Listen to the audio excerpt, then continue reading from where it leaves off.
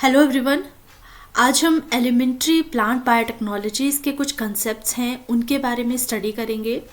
मैं आपको बताऊंगी कि प्लांट बायोटेक्नोलॉजी क्या है और इसकी एप्लीकेशंस क्या रहती हैं, स्पेशली अगर हम वेजिटेबल क्रॉप्स में इम्प्रूवमेंट की बात कर रहे हैं या फिर हम किसी भी एग्रीकल्चर क्रॉप्स की बात कर रहे हैं। तो शुरू करते हैं लेक्चर 1 से, एलिमेंट्री प्लांट बायोटेक्नोलॉजी। बायोटेक्नोलॉजी का क्या मीनिंग है? बायोटेक्नोलॉजी जो है, देखिए आप 3 वर्ड से मिलके बना है, bios, technos and logy. Logy का मीनिंग है स्टडी और टेक्नोस का मीनिंग है टूल्स और bios means life. So life, tools, study, यानी कि स्टडी है लाइफ साइंसेस की using various biotechnological agents. So biotechnology क्या रहता है? It consist of the controlled use of biological agents such as microorganisms और cellular components for beneficial use. तो इसका मतलब हुआ कि बायोटेक्नोलॉजी का मतलब है कि जब हम बायोटेक्नोलॉजिकल एजेंट्स या बायोलॉजिकल एजेंट्स आपके क्या रहते हैं? Micro organisms. तो जब हम माइक्रो ऑर्गेनिजम्स का यूज़ कर रहे हैं किसी भी साइंस की स्टडी के लिए या फिर किसी भी साइंस को अप्रोच करने के लिए, और जिन्हें कि हम बायोलॉजिकल एजेंट्स कह रहे हैं और सेलुलर कंपोनेंट्स कह रहे हैं, तो माइक्रो ऑर्गेनिज्म का यूज़ बायोलॉजिकल एजेंट्स की तरह जो काम कर रहे हैं in the field of agriculture, तो इसे हम बायोटेक्नोलॉजी कहेंगे। तो ये आपको बिल्कुल क्लियर होना चाहिए कि बायोटेक्नोलॉजी का क्या मीनिंग है। ठीक है, नेक्स्ट इसका मतलब है कि जब हम किसी भी चीज़ का, यानी कि हम जब बायोलॉजिकल एजेंट्स जैसे कि माइक्रो ऑर्गेनिजम्स का यूज़ कर रहे हैं अपने किसी भी स्टडी को कैरी आउट करने के लिए, तो उसे हम बायोटेक्नोलॉजी कहेंगे। तो एक इस तरह का टूल है जिसमें लाइफ की स्टडी की जाती है। दो तरह के बायोटेक्नोलॉजिकल कंसेप्ट रहते हैं। फर्स्ट वन रहता है आपका it aids in the conventional breeding, जो पहला बताया गया है, it aids in the conventional breeding. And then second is transfer of genes between the organisms. Biology और टेक्नोलॉजी का फ्यूज़न है ये बायोटेक्नोलॉजिकल जो कंसेप्ट्स है, यानी कि ह्यूमन की लाइफ को इम्प्रूव करना या फिर प्लांट्स की लाइफ को इम्प्रूव करने का एक जरिया है, जिससे कि जैसे कि यहाँ पे मैंने बताया कि ये जो है इंजीनियरिंग, जेनेटिक इंजीनियरिंग की तरफ ट्रांसफ़र करने के लिए, यानी कि जीन्स को ट्रांसफ़र करने का एक ज़रिया है।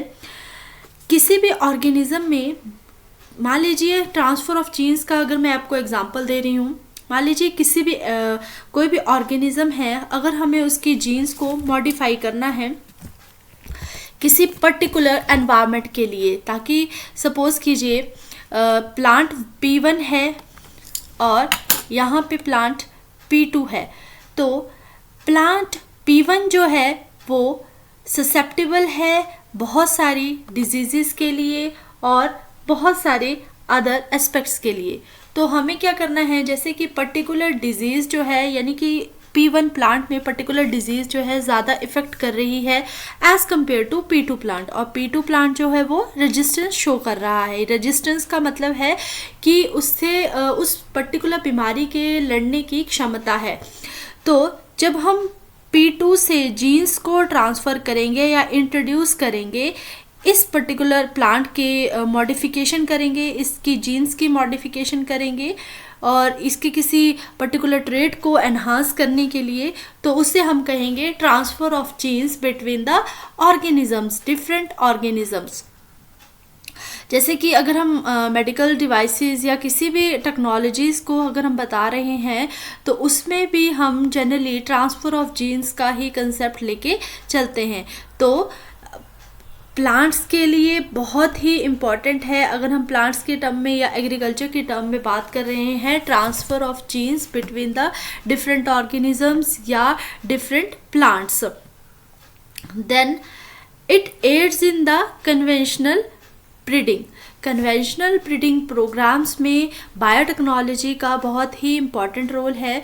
मान लीजिए आपको किसी एक पर्टिकुलर टाइप के सीड को डेवलप करना है, या फिर आप एक ऑर्गेनिज़म को, अगर ऑर्गेनिज़म्स की बात कर रहे हैं या फिर आप ह्यूमन लाइफ की बात कर रहे हैं, तो आपको एक ब्रीडिंग प्रोग्राम में उसकी जो लाइफ है उसको अगर आपको यानी कि उसकी लाइफ को इंक्रीज़ कर रहे हैं और जो उसका मॉडिफिकेशन कर रहे हैं जो उसकी लाइफ में, उसको हम रिड्यूस करें, यानी कि टाइम पीरियड को जब हम डिक्रीज़ कर रहे हैं किसी पर्टिकुलर ब्रीडिंग प्रोग्राम में प्लांट्स को डेवलप करने के लिए, तो उसे हम कहेंगे कन्वेंशनल ब्रीडिंग।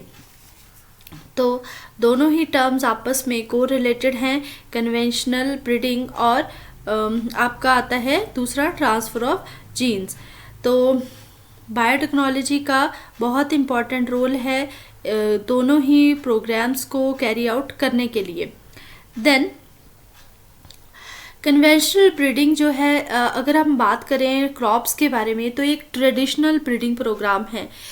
किसी भी क्रॉप को इम्प्रूव करना है या फिर आप पर्टिकुलर क्रॉप को इम्प्रूव कर रहे हैं ईल्ड से रिलेटेड एस्पेक्ट के लिए, दूसरा रेजिस्टेंस के लिए, तीसरा क्वालिटी की इम्प्रूवमेंट के लिए मैं कन्वेंशनल ब्रीडिंग की बात कर रही हूँ। सबसे पहले आप एक तरह से समझिए कि जैसे मान लीजिए आप किसी भी क्रॉप प्लांट्स में किसी पर्टिकुलर प्लांट में डिजीज़ रेजिस्टेंस के लिए काम कर रहे हैं या फिर क्वालिटी को इम्प्रूव करने के लिए काम कर रहे हैं या फिर क्रॉप की यील्ड को एनहांस करने के लिए काम कर रहे हैं थ्रू बायोटेक्नोलॉजिकल। तो इस अप्रोच से क्या होगा कि जब हम सिलेक्शन की तरफ जाएंगे और ब्रीडिंग प्रोग्राम की तरफ जाएंगे तो सिलेक्शन करना बहुत ही इजी हो जाएगा। जब हम क्रॉस पॉलिनेशन करेंगे, सबसे पहला हमारा स्टेप रहेगा कन्वेंशनल ब्रीडिंग की तरफ सिलेक्शन, यानी कि हम प्लांट्स को और आइडेंटिफाई करेंगे किसी भी प्लांट को पर्टिकुलर ट्रेट के लिए। तब सेकंड जो स्टेप रहेगा वो रहेगा क्रॉस पॉलिनेशन। क्रॉस पॉलिनेशन का मतलब है कि ब्रीडिंग करेंगे सेलेक्टेड इंडिविजुअल की to combine the desirable trait, यानी कि ऐसा ब्रीडिंग प्रोग्राम जिसमें हम डिज़ायरेबल ट्रेट को ट्रांसफ़र कर रहे हैं एक पर्टिकुलर इंडिविजुअल से दूसरे इंडिविजुअल में। थर्ड स्टेप रहेगा प्रोजनी की टेस्टिंग, यानी कि प्रोजनी टेस्टिंग। तो इसमें हम जब हम जीन को ट्रांसफ़र कर दिए, यानी कि जीन का ट्रांसफ़र का मतलब है जब हमने किसी पर्टिकुलर डिज़ायरेबल ट्रेट्स के लिए क्रॉस पॉलिनेशन की दो इंडिविजुअल्स के बीच, उसके बाद हमने इवेलुएट किया जो उसका F1 हाइब्रिड निकला या फिर आप कहेंगे उससे ऑफस्प्रिंग जो निकला, तो उसको हम देखेंगे कि उसमें वो डिज़ायर्ड कैरेक्टरिस्टिक्स है जो हम चाह रहे हैं या नहीं है। जैसे कि मैंने बात कही थी डिजीज़ रेजिस्टेंस के लिए, क्वालिटी इंप्रूवमेंट के लिए और क्रॉप यील्ड के लिए। तीनों में से किसी एक के ऊपर अगर आप काम कर रहे हैं तो जो आपका F1 निकलेगा, यानी कि दो पेरेंट्स के कॉम्बिनेशन से जब हमने उसको दोनों पेरेंट्स को कंबाइन किया या फिर उनमें ब्रीडिंग प्रोग्राम कैरी आउट किया, तो जो F1 बना, क्या उस F1 में ये रेजिस्टेंस था, क्वालिटी इंप्रूव हुई या यील्ड क्रॉप की इंक्रीज हुई कि नहीं हुई। तो हम सिलेक्शन करेंगे उस पर्टिकुलर ऑफस्प्रिंग की और हम उस प्रोसेस को रिफाइन करेंगे, यानी कि हम अगले स्टेप्स में जाएंगे जिसमें हम सिलेक्शन करेंगे और ब्रीडिंग प्रोग्राम को रिपीट करेंगे to refine the desired traits को रिफाइन करने के लिए हम ब्रीडिंग प्रोग्राम को कैरी आउट करेंगे। तो इससे कन्वेंशनल ब्रीडिंग में हेल्प ये मिल रही है बायोटेक्नोलॉजी से कि हमें टाइम का जो हमारा मैनेजमेंट है वो अच्छे से हो रहा है, यानी कि लेस टाइम लग रहा है और एक पर्टिकुलर जेनेटिक वेरिएशन की तरफ ही हम रिस्ट्रिक्ट हो रहे हैं रेदर देन कि हम एक वास्ट जेनेटिक डाइवर्सिटी की तरफ जाएं। तो क्रॉप इम्प्रूवमेंट के लिए, फूड सिक्योरिटी के लिए बहुत ही इम्पॉर्टेंट है कन्वेंशनल ब्रीडिंग प्रोग्राम का होना जब हम बायोटेक्नोलॉजिकल टूल्स को यूज़ कर रहे हैं। तो बायोटेक्नोलॉजिकल के जो अप्रोचेस हैं हमें क्यों, अगर अब पर्टिकुलरली वेजिटेबल इम्प्रूवमेंट की बात कर रहे हैं तो नीड क्या है बायोटेक्नोलॉजिकल अप्रोचेस की फॉर वेजिटेबल इम्प्रूवमेंट या फिर किसी भी एग्रीकल्चर क्रॉप की इम्प्रूवमेंट के लिए। सबसे पहले जो इम्पोर्टेंस रहेगी production of true to type, then 100% gene transfer, no linkage drag, shortening the breeding cycles, overcome the distant hybridization barriers through biotechnological. तो बायोटेक्नोलॉजी से ट्रू टू टाइप प्लांट्स का मिलना बहुत ही इजी हो जाता है जब ट्रू टू टाइप प्लांट्स की प्रोडक्शन करने की बात कर रहे हैं। यानी कि ट्रू टू टाइप का मतलब है एक सिमिलर प्लांट्स की सिलेक्शन, एक क्लोन्स की सिलेक्शन। तो ये बहुत ही इजी हो जाता है जब हम बायोटेक्नोलॉजिकल टूल्स को यूज़ कर रहे हैं। जैसे कि अगर आपको मैं एक लेमैन लैंग्वेज में बताऊं कि ट्रू टू टाइप प्लांट जो हैं वो जनरेशन है आइडेंटिकल कॉपीज़ को जब हम जनरेट कर रहे हैं बायोटेक्नोलॉजिकल मटेरियल से। यानी कि मान लीजिए ये जितने भी प्लांट्स हैं या फिर जितना भी किसी पर्टिकुलर ट्रेट के लिए अगर हम बात करें तो जितने भी ये ऑर्गेनिजम्स हैं या प्लांट्स के जो प्लांट सेल्स हैं या फिर प्लांट्स हैं तो ये ट्रू टू टाइप रहेंगे। यानी कि इनकी हर एक की आइडेंटिकल कॉपी होगी और ये एक दूसरे से रेप्लिकेट्स रहेंगे और बिल्कुल ही जो बायोलॉजिकल मटेरियल है इसके अंदर वो सिमिलर रहेगा। जेनेटिक मेकअप जो है प्लांट्स का सेम रहेगा। तो इसका मतलब रहता है ट्रू टू टाइप। जैसे कि क्लोनिंग की बात करें, क्लोनिंग का मतलब है कि जब हम आइडेंटिकल कॉपीज़ किसी भी ऑर्गेनिज्म की प्रोड्यूस कर रहे हैं थ्रू जेनेटिक रेप्लिकेशन। तो जेनेटिक रेप्लिकेशन किसका एक एग्जाम्पल है, वो है बायोटेक्नोलॉजी का। तो बहुत अच्छे से समझिए कि बायोटेक्नोलॉजिकल टूल्स को जब हम यूज़ कर रहे हैं तो production of true to type plants कैसे हो रहे हैं। यानी कि जब हम क्लोनिंग की तरफ जा रहे हैं तो true to type plants produce हो रहे हैं। सेकेंड, अगर हम जीन एडिटिंग की तरफ जा रहे हैं, जैसे कि आजकल बहुत सारी टेक्नोलॉजीज़ हैं, जैसे agrobacterium mediated gene transfer technology है, CRISPR-Cas9 जैसी टेक्नोलॉजी से जो है ऑर्गेनिजम्स का जो जीनोम है उसमें एक प्रिसाइज मॉडिफिकेशन करना पॉसिबल हो रहा है। तो ये बहुत सारे एक टूल्स हैं जिससे हम बायोटेक्नोलॉजिकल टूल्स जिन्हें आप कह सकते हैं उससे हम ट्रू टू टाइप और आइडेंटिकल कॉपीज़ की जनरेशन की तरफ जा सकते हैं। Then 100% gene transfer. 100% gene transfer का मतलब है जब हम किसी भी प्रोग्राम को कैरी आउट कर रहे हैं इन एग्रीकल्चर तो जो जीन्स का ट्रांसफ़र रहेगा वो 100% यानी कि एक्यूरेसी है बायोटेक्नोलॉजिकल टूल्स को जब हम यूज़ कर रहे हैं for the gene transfer genetic modification के लिए। तो सिंपल सी लैंग्वेज में अगर मैं बताऊं तो कोई भी जीन को, मान लीजिए आप किसी पर्टिकुलर ट्रेट को ट्रांसफ़र कर रहे हैं जीन्स के थ्रू, तो इसका ये मतलब रहेगा कि 100% जेनेटिक ट्रांसफ़र हो रहा है जेनेटिक मटेरियल का एक ऑर्गेनिज्म से दूसरे ऑर्गेनिज्म में। यानी कि एक कंप्लीट एक्यूरेसी और एफिशिएंसी है बायोटेक्नोलॉजी की। तो हमें क्या होगा कि जो रिज़ल्ट मिलेगा वो एग्जैक्ट रेप्लिकेशन मिलेगी उस पर्टिकुलर डोनर जेनेटिक ट्रेट की। मान लीजिए एक हमारे पास डोनर है, एक रेसिपिएंट है, ठीक है। रेसिपिएंट में हम किसी पर्टिकुलर ट्रेट को ट्रांसफ़र कर रहे हैं या पर्टिकुलर जीन को, ट्रेट ऑफ इंटरेस्ट को ट्रांसफ़र कर रहे हैं। तो जब हम इन टूल्स का यूज़ करेंगे बायोटेक्नोलॉजिकल टूल्स का, तो एक ऑर्गेनिज्म से दूसरे ऑर्गेनिज्म में जब भी हम ट्रांसफ़र कर रहे हैं जीन को तो कंप्लीट एक्यूरेसी और एफिशिएंसी के साथ हम एग्जैक्ट रेप्लिकेशन को देख सकते हैं डोनर पेरेंट्स से रेसिपिएंट पेरेंट्स की तरफ। तो 100% जीन ट्रांसफ़र रहता है आपका जेनेटिक इंजीनियरिंग से या फिर जीनोम एडिटिंग टेक्नोलॉजी से। और बहुत सारी टेक्निक हैं जिससे 100% जीन ट्रांसफ़र का चांसेस रहते हैं। जैसे कि उनमें से बायोटेक्नोलॉजी एक बहुत ही इम्पॉर्टेंट जो हमारा टूल है वो है। Then no linkage drag means, पहले आपको पता होना चाहिए कि लिंकेज ड्रैग का क्या मतलब है।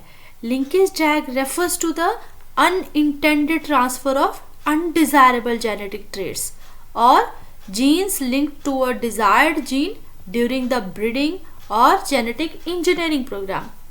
यानी कि मान लीजिए हम किसी अनडिज़ायरेबल जेनेटिक ट्रेट को ट्रांसफ़र कर रहे हैं अनइंटेंडेड, यानी कि हम ना चाहते हुए भी उसे ट्रांसफ़र कर रहे हैं, या और तो उसके साथ कुछ जीन्स जो हैं वो लिंक्ड हैं पर्टिकुलर ट्रेट ऑफ इंटरेस्ट के साथ। मान लीजिए ये ट्रेट ऑफ इंटरेस्ट है, यहाँ पे कुछ जीन्स जो हैं जिन्हें हम ट्रांसफ़र कर रहे हैं उसके साथ अदर अनडिज़ायरेबल जीन्स जो है वो उसके साथ लिंक कर रही हैं। तो इस तरह से जो डिज़ायर्ड जीन्स हैं लिंक्ड रहेंगी ब्रीडिंग प्रोग्राम में during the genetic engineering process. तो जो डिजायर्ड ट्रेट होगा केवल वही ट्रांसफर्ड होगा, बट जो अदर अनडिजायर्ड जेनेटिक मटेरियल होगा वो ट्रांसफ़र नहीं होगा। तो ये एक प्रिसीजन ब्रीडिंग है कि मान लीजिए दो जीन्स हैं, दो में एक डिज़ायरेबल है एक अनडिज़ायरेबल है, तो जो डिज़ायरेबल वाला जीन्स रहेगा वही ट्रांसफ़र होगा, यानी कि कोई लिंकेज ड्रैग नहीं रहेगा। शॉर्टनिंग द ब्रीडिंग साइकिल्स, जैसे मैंने बता दिया पहले ही आपको कि किस तरह से कन्वेंशनल ब्रीडिंग प्रोग्राम में हम इस टेक्नोलॉजी की मदद से जो ब्रीडिंग साइकिल है उसे कम कर सकते हैं। Then overcome the distant hybridisation barriers, बहुत सारे हाइब्रिडाइजेशन बैरियर रहते हैं during the gene transfer technologies और जीन ट्रांसफ़र प्रोग्राम के टाइम में। तो हाइब्रिडाइजेशन बैरियर्स को भी कम करने में, ओवरकम करने में बायोटेक्नोलॉजी का बहुत ही इम्पॉर्टेंट रोल है। यानी कि जब दो स्पीशीज़, कोई ऐसा मैकेनिज़्म हो रहा है जिसके बीच में दो स्पीशीज़ के पर्टिकुलर दो सब स्पीशीज़ या दो स्ट्रेन्स के बीच जो है हाइब्रिडाइजेशन का जो सक्सेस रेट है वो कम हो रहा है, तो इन बैरियर्स को कम करने में बायोटेक्नोलॉजी का बहुत इंपॉर्टेंट रोल रहता है। जैसे मान लीजिए प्री जायगोटिक और एक आपका रहता है पोस्ट जायगोटिक फैक्टर। तो प्री जायगोटिक मीन्स बिफोर फर्टिलाइजेशन वाला जो बैरियर है, और पोस्ट जायगोटिक मीन्स आफ्टर फर्टिलाइजेशन वाले जो बैरियर्स रहते हैं, तो उनको ओवरकम करने में बायोटेक्नोलॉजी का बहुत इंपॉर्टेंट रोल है। अब हम डिफरेंट बायोटेक्नोलॉजिकल टूल्स के बारे में स्टडी करेंगे। जैसे कि सबसे पहले रहता है आपका plant tissue culture, then markers, thereafter genetic engineering. One by one हम सारे लेक्चर सीरीज़ में इनके बारे में बात करेंगे जो भी आपके सिलेबस से पर्टेनिंग रहेगा।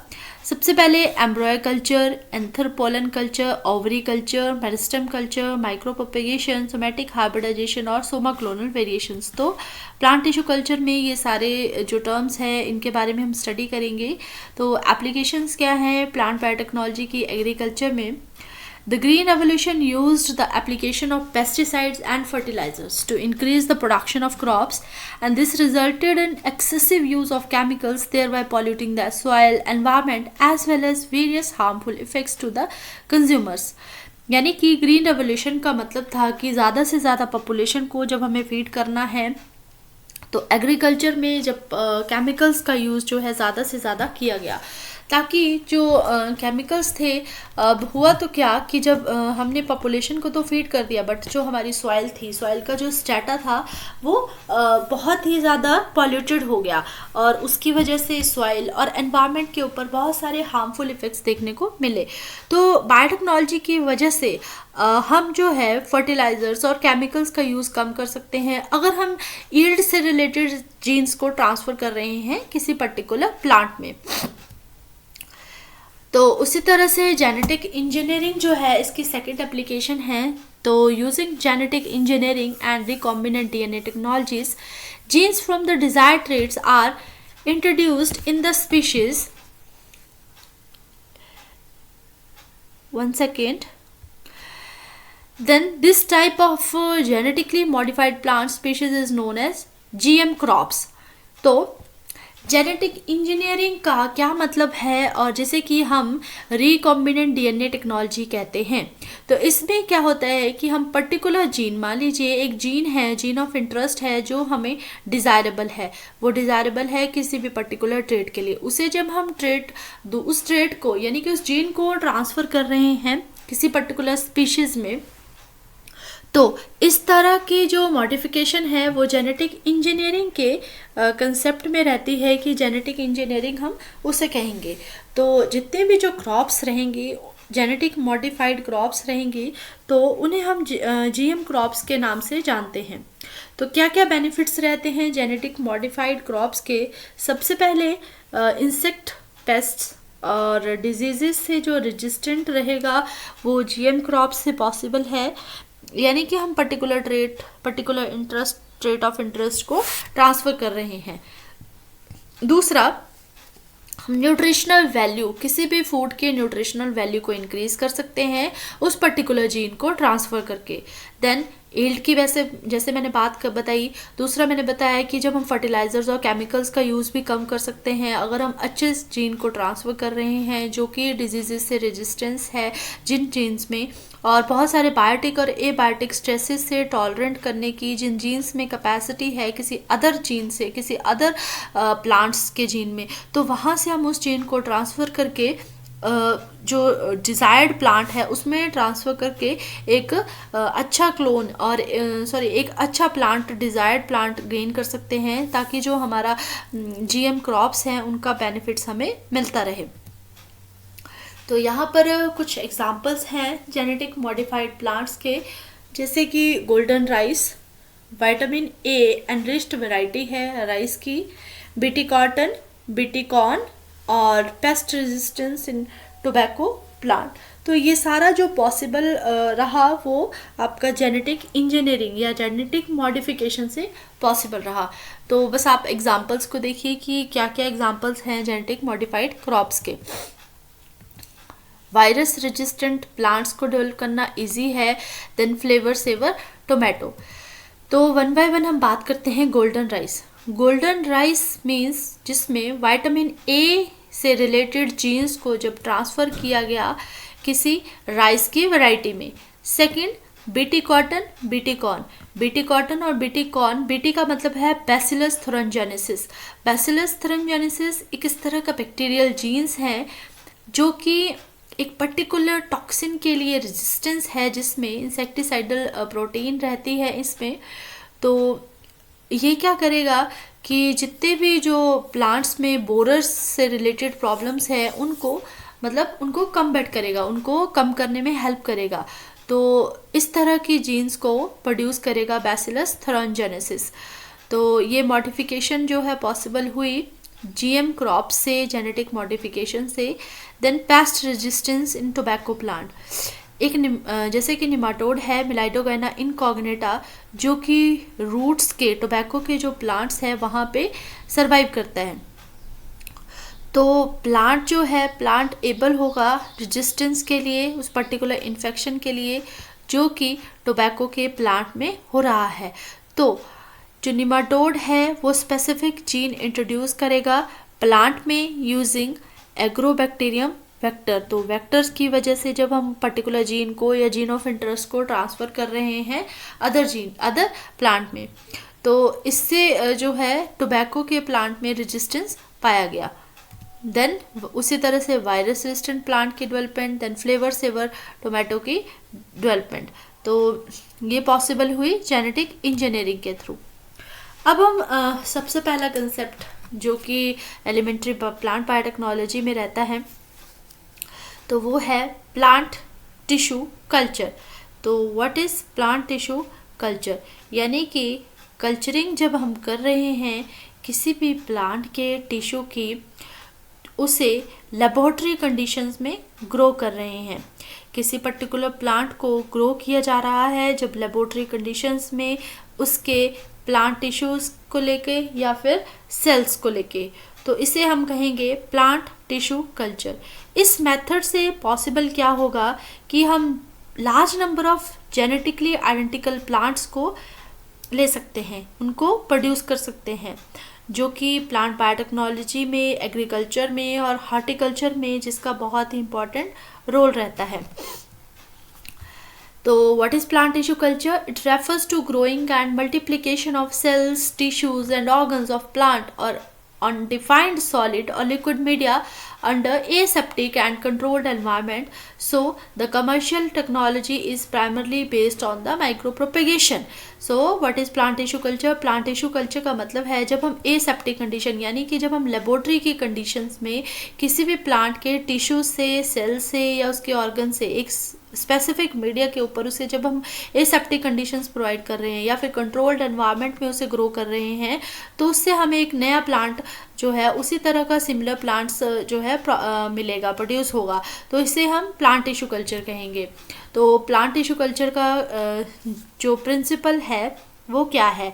सबसे पहला जो प्रिंसिपल है टोटिपोटेंसी। तो टोटिपोटेंसी का क्या मतलब है? टोटिपोटेंसी का मतलब है कि ability of the single cell to differentiate into all cells of an organisms, यानी कि ability of a cell to multiply, to replicate, उसी तरह के सेल्स को प्रोड्यूस करने की, तो उसे हम टोटिपोटेंसी कहते हैं। देन प्लास्टिसिटी, जैसे कि प्लास्टिसिटी जो है टर्म्स टिश्यू कल्चर में बहुत ही जनरली यूज रहेगी। प्लास्टिसिटी का मतलब है ability of our tissues to change their structure, function, cell compositions in response to various stimuli such as injury, disease और environmental factor। तो सेलुलर प्लास्टिसिटी कहेंगे, मतलब कि किसी भी टिश्यू की एबिलिटी कि वो अपने स्ट्रक्चर को चेंज कर सके, फंक्शंस को चेंज कर सके, सेल कॉम्पोजिशन को चेंज कर सके किसी पर्टिकुलर स्टिमुलाई के लिए, इधर बायोटिक स्ट्रेस के लिए या एबायोटिक स्ट्रेस के लिए, तो उसे हम कहेंगे प्लास्टिसिटी। यहाँ पे आप देख सकते हैं जैसे कि जब हमने कैरेट का जो रूट्स हैं उसके सेल्स को एक पर्टिकुलर ग्रोथ मीडियम में ग्रो किया, तो सेल्स में डिवीज़न होना शुरू हो गया और एक कैरेट का जो हमें यंग प्लांट मिला। तो एक अडल्ट प्लांट हमें किस तरह से टिश्यू कल्चर टेक्निक से मिल रहा है या प्रोड्यूस हो रहा है, तो एक सिंगल टिश्यू का, एक सेल का कितना इम्पॉर्टेंट रोल है एक प्लांट को प्रोड्यूस करने में। देन स्ट्रेटजीज क्या है प्लांट टिश्यू कल्चर के स्टेजेस की। सबसे पहले choice of explant, then establishment of aseptic culture, thereafter production of shoots, then preparation of micro cuttings, thereafter establishment in the natural environment। तो मतलब है कि जैसे हम किसी भी एक्सप्लांट आपका रहेगा कोई भी बर्ड, लीफ, टिश्यूज़ या कोई अदर प्लांट का पार्ट, ठीक है, जिसे हम यूज़ कर रहे हैं प्रोपगेशन के लिए, टिश्यू कल्चर के लिए। तो ये कोई भी सैंपल हो सकता है किसी भी अडल्ट प्लांट का जिसकी हम कल्चरिंग करेंगे। कल्चरिंग हम किस तरह के मीडिया में करेंगे? एसेप्टिक मीडिया में। एसेप्टिक मीडिया का मतलब है जिसमें डिजीजेस या फिर किसी अन्य तरह की कोई भी प्रॉब्लम नहीं है। तो जब उस मीडिया में हम उसकी कल्चरिंग करेंगे तो हमें कैलस मिलेगा। कैलस जो रहता है वो अनडिफरेंशिएटेड मास रहता है सेल्स का, यानी कि यहाँ डिवीज़न होगी सेल्स की और अनडिफरेंशिएटेड कैलस मिलेगा। तो कैलस जो है वो सेपरेट होगा सिंगल सेल्ड में जब हम उसकी कल्चरिंग करना स्टार्ट करेंगे। फिर अलग अलग कैलस को जब हम कल्चरिंग करेंगे एक पर्टिकुलर मीडियम पे, तो हमें एक अलग सा इंडिविजुअल प्लांट देखने को मिलेगा। तो इन इंडिविजुअल प्लांट्स को हम फर्दर जो हमारी सॉइल्स की कंडीशंस हैं उनमें या फिर सॉइल में ग्रो कर सकते हैं। तो इस तरह से ये रहता है आपका बेसिक्स जो है प्लांट टिश्यू कल्चर के स्टेप्स कि कैसे हम प्लांट टिश्यू कल्चर में मूव करेंगे। तो इनिशियल फेज में जैसे मैंने बताया कि जो टिश्यूज़ होंगे, the tissue is initiated into the culture, यानी कि किसी भी टिश्यूज़ को हम कल्चर में ग्रो करेंगे। को जो टिश्यूज़ रहेगा वो हमारे इंटरेस्ट का रहेगा कि किस पर्टिकुलर टिश्यू को हम टिश्यू कल्चरिंग में यूज़ कर रहे हैं, उसको हम एक स्पेसिफिक मीडिया में स्टरलाइज करेंगे, प्रिवेंट करेंगे कि किसी भी तरह की कोई भी कंटामिनेशन उस मीडिया में ना हो। Thereafter multiplication phase. Multiplication phase means in this stage the sterilized explant is introduced into the medium composed of growth regulators and appropriate nutrients which are responsible for the multiplication of cells, and the undifferentiated mass of cells is known as callus। जैसे कि मैंने last stage में बताया कि इस particular growth medium पे जब हम टिश्यू को ग्रो करेंगे तो वो कैलस की फॉर्म में यानी कि वो कैलस की प्रोडक्शन करेगा। और कैलस क्या रहता है? Undifferentiated mass of cells. Then root formations, तो हम मीडिया में जो है रूट फॉर्मिंग जो हार्मोन्स रहेंगे उनको ऐड करेंगे, उनसे हम कल्चरिंग करेंगे या फिर उनको कल्चर मीडिया में इंट्रोड्यूस करेंगे जिससे रूट्स की फॉर्मेशन होना स्टार्ट होगी। तो हमें एक कंप्लीट प्लांटलेट मिल जाएगा, यानी कि एक कंप्लीट प्लांट मिलेगा। फिर शूट की फॉर्मेशन के लिए हम शूट रिलेटेड जो हार्मोन्स होते हैं उनको ग्रोथ मीडियम में इंट्रोड्यूस करेंगे, तो हमें एक वीक के बाद शूट्स को देखने को मिलेंगे। फिर एक्लेमेटाइजेशन का मतलब है कि जब प्लांट्स को जब अंदर की कंडीशन से बाहर के कंडीशंस में हम ग्रो करेंगे तो हम एकदम से प्लांट्स को ग्रो नहीं कर पाएंगे, यानी कि प्लांट को कुछ शॉक मिलेगा। तो शॉक को कम करने के लिए हम प्लांट्स को क्या करेंगे? ग्रीन हाउस जैसे या फिर कुछ शेड नेट्स में ट्रांसफ़र करेंगे, वहाँ पे ग्रो करेंगे ताकि प्लांट जो है धीरे धीरे एक्लेमेटाइज हो नेचुरल एनवायरमेंटल कंडीशंस की तरफ। तो इसे हम कहेंगे एक्लेमेटाइजेशंस। तो ये मैंने बताया कि कितने तरह के प्लांट टिश्यूज कल्चर के जो टाइप्स रहते हैं, ovule, meristem, protoplast, anther culture and embryo culture. सबसे पहले हम बात करते हैं एम्ब्रियो कल्चर के बारे में। तो एम्ब्रियो कल्चर क्या होता है? Embryo culture is the sterile isolation और and growth of an immature और mature embryo in vitro conditions with the goal of obtaining a viable plant। यानी कि किसी भी पर्टिकुलर स्टेज में एम्ब्रियो जो होता है, एक पर्टिकुलर स्टेज डेवलपमेंट है एक पर्टिकुलर प्लांट की। इन टर्म्स अगर हम बात कर रहे हैं प्लांट्स के टर्म में, ठीक है, तो प्लांट्स का जो एम्ब्रियो रहता है वो अर्ली स्टेजेस में रहता है। यानी कि जब प्लांट की डेवलपमेंट होती है तो अर्ली स्टेजेस में जो रहेगा वो उसे हम एम्ब्रियो कहेंगे, जो कि सीड फर्टिलाइजेशन से बनता है और जिससे कि सीडलिंग्स की एस्टैब्लिशमेंट होती है।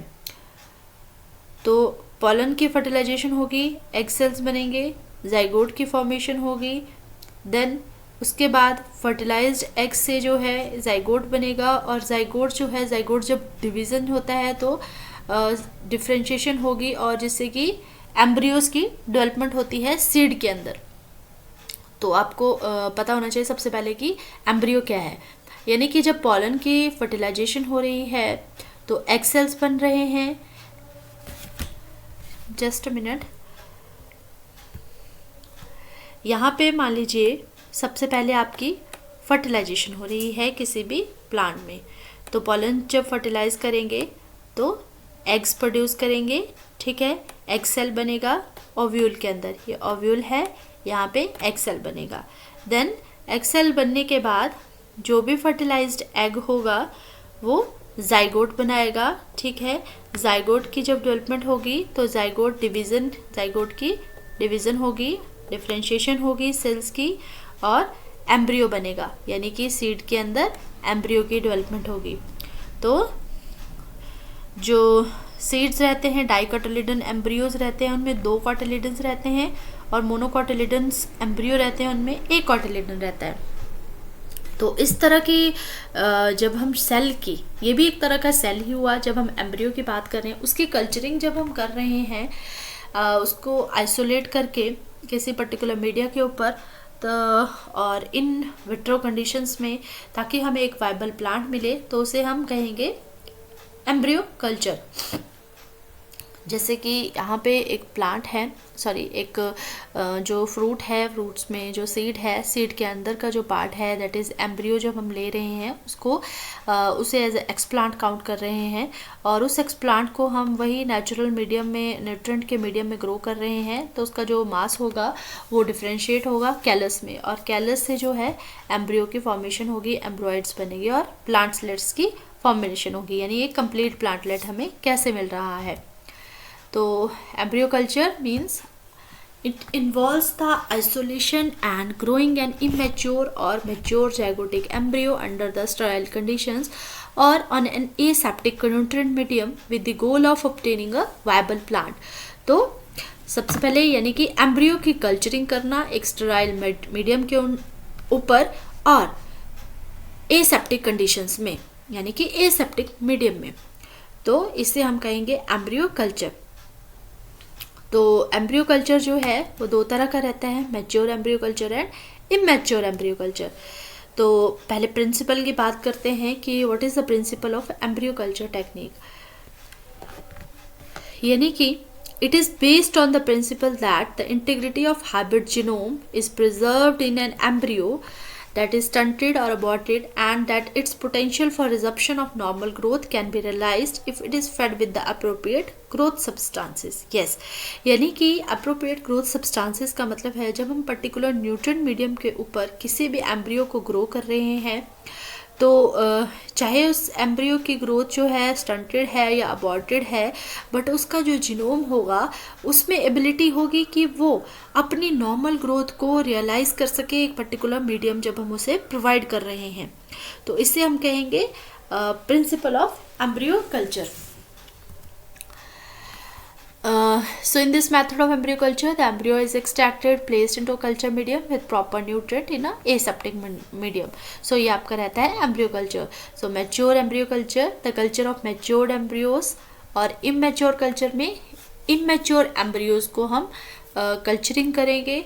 जैसे कि मान लीजिए कोई अबॉर्टेड है या फिर टवर्ड्स अबॉर्शन की तरफ है कोई एम्ब्रियो, तो उसमें जब हम प्रोग्रेसिवली न्यूट्रिएंट मीडियम के ऊपर ग्रो करेंगे तो उसे हम इमेच्योर एम्ब्रियो कल्चर कहेंगे.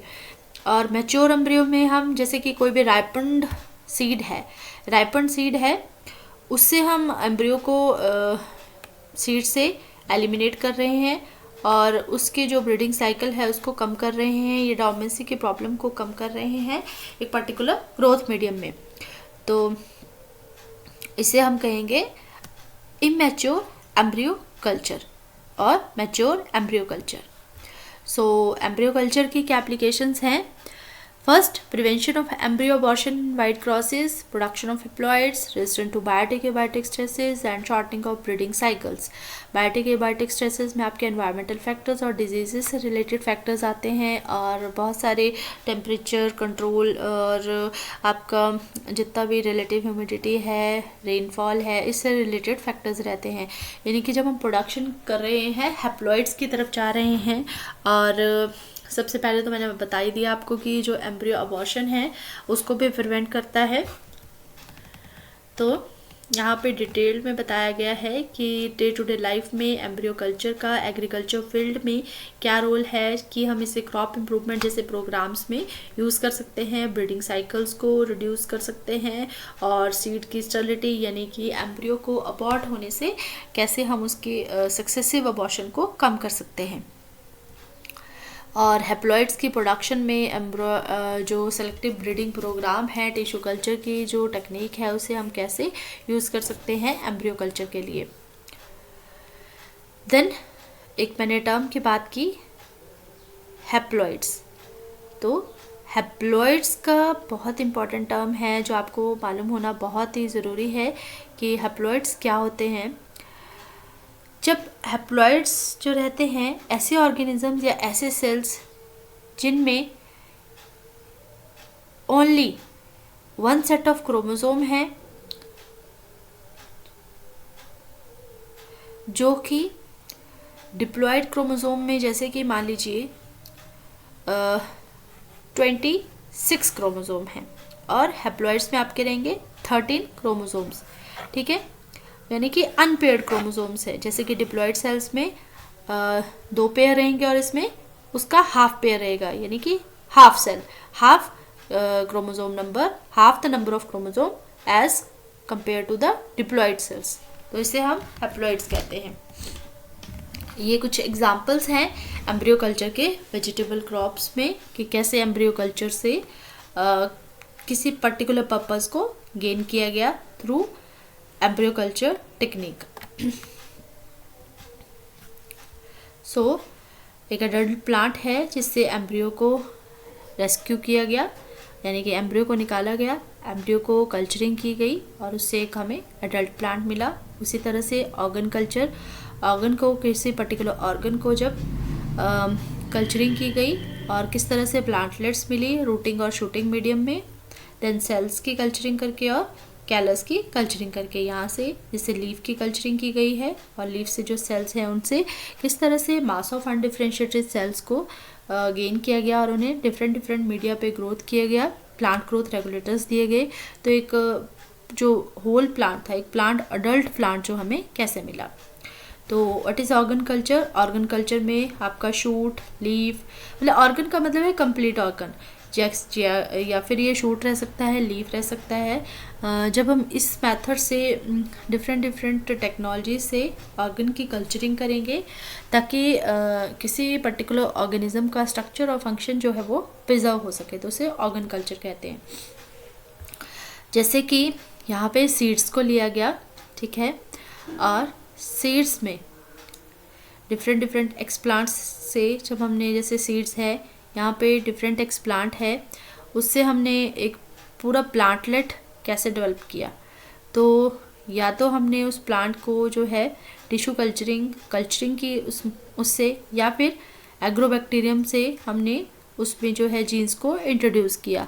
और उन जीन्स की जो है उसमें जैसे हेरी रूट्स थी, हेरी रूट्स को हमने उसका ग्रो किया एक कल्चर मीडियम पे, और लिक्विड से कल्चरिंग की। तो हमने जो क्या किया, सिलेक्शन की हेरी रूट्स की सिलेक्शन की, तो उनकी जो है डिफरेंशिएशन हुई, डी डिफरेंशिएशन और रीडिफरेंशिएशन में रीजनरेशन हुई शूट्स की, और एक ऐसे प्लांट जो है ट्रांसफॉर्म प्लांट हमें गेन हुआ। यानी कि सीड्स से डिफरेंट एक्सप्लांट्स की तरफ गए, डिफरेंट एक्सप्लांट से जब एग्रोबैक्टीरियम राइजोजीन्स को हमने इंट्रोड्यूस किया, यानी कि एक पर्टिकुलर जीन को एक पर्टिकुलर वेक्टर से हमने इंट्रोड्यूस किया, तो हमने डिफरेंट हेरी रूट्स को गेन किया। एक मेथड ये है। दूसरा, जब हमने प्लांट में ही एग्रो इनोकुलेशन को इंट्रोड्यूस किया, तो हमने हेरी रूट्स देखी प्लांट में, और उनको हमने अलग से लिक्विड कल्चर में उनकी कल्चरिंग की। तो दो तरह के मेथड्स रहते हैं, या तो ऑर्गन की कल्चरिंग करना या फिर एग्रो इनोकुलेशन करना। तो एडवांटेजेस क्या हैं टिश्यू कल्चर्स की, तो मैंने आपको बता दिया एडवांटेजेस, डिजीज़ फ्री सीड्स का मिलना, और disease free shortening breeding cycles, और प्लांट्स को हम थ्रू आउट द ईयर भी ग्रो कर सकते हैं मार्केट वैल्यू में, और नई वेराइटीज़ को इंक्रीज़ कर सकते हैं। ऑर्नामेंटल प्लांट्स के लिए टिश्यू कल्चर का बहुत इंपॉर्टेंट रोल रहता है। देन सेल सस्पेंशन कल्चर, जैसे कि इसमें सेल और ग्रुप ऑफ सेल्स को हम डिस्पर्स करेंगे या अलाउ करेंगे किसी पर्टिकुलर स्टेराइल मीडियम में कल्चरिंग करने के लिए, तो उसे हम कहेंगे cell suspension culture. Then callus culture, उसके बाद जैसे सिलेक्टेड प्लांट का टिश्यू है, जैसे हमने उसे एक आर्टिफिशियल मीडियम में ग्रो कर दिया, आर्टिफिशियल मीडियम में ग्रो किया, या फिर उसे उस एसेप्टिक कंडीशंस प्रोवाइड की, तो हमें कैलस मिला। अब कैलस जो है, कैलस की जब हम कल्चरिंग कर रहे हैं किसी पर्टिकुलर प्लांट ग्रोथ रेगुलेटर में, या तो वो रूट्स प्लांट ग्रोथ रेगुलेटर होगा या शूट से रिलेटेड होगा, तो कुछ टाइम में या कुछ हफ्तों बाद हमें एक पूरा प्लांटलेट देखने को मिलेगा एक पर्टिकुलर कंडीशंस में, तो उसे हम कहेंगे कैलस कल्चर। तो इस तरह से हमने प्लांट टिश्यू कल्चर्स के कुछ टेक्निक्स के बारे में स्टडी किया, कुछ बेसिक्स से कंसेप्ट्स को स्टडी किया कि प्लांट बायोटेक्नोलॉजी क्या है और किस तरह से बायोटेक्नोलॉजी जो है एग्रीकल्चर के फील्ड में हेल्प कर रही है। तो इसी के साथ लेक्चर 1 की जो सीरीज़ है उसको यहीं पे फिनिश कर रहे हैं।